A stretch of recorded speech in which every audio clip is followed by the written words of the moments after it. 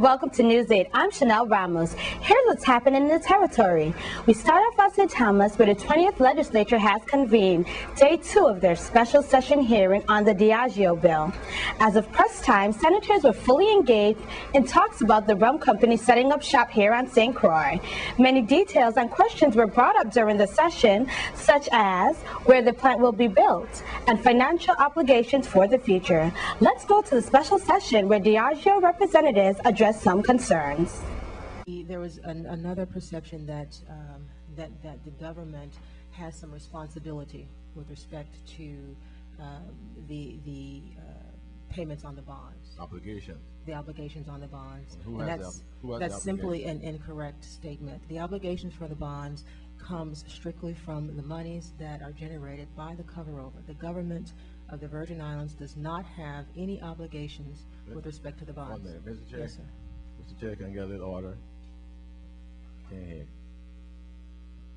Resume my time, please. Yes, attorney, proceed. Yes.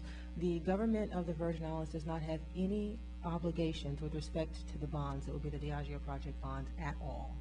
And so the statement or assertion that the government has some responsibility is absolutely incorrect. And we just want to make sure that that's stated clearly for the record. That's all? Let me do the next one. There was an understanding of a number of people that we actually did get a subsidy should we take rum outside of the US. I want to be absolutely clear, there is no subsidy whatsoever for anything we produce in this facility that's not going to the US. Anyone else? I know you took a lot of notes.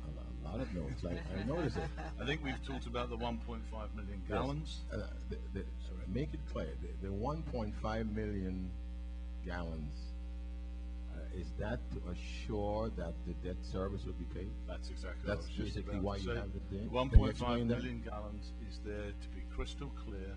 The first payment from that's what it would take to repay the bonds, and that is the first part of the payment. That's why it's a minimum number. And there is that possibility sometime that Diageo will not receive anything after the various debt services are paid. If we was to produce only 1.5 million gallons, there would be nothing in the pot for Diageo. And is it your intention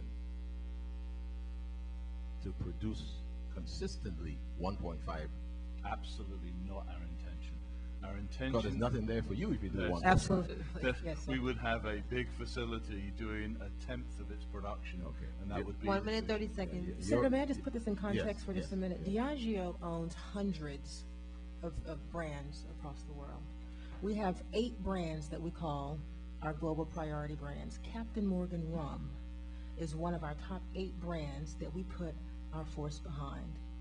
And to do anything that would damage that brand damages Diageo. We are in business, and we would do nothing to damage, reduce production, or anything else for the Captain Morgan Rum brand.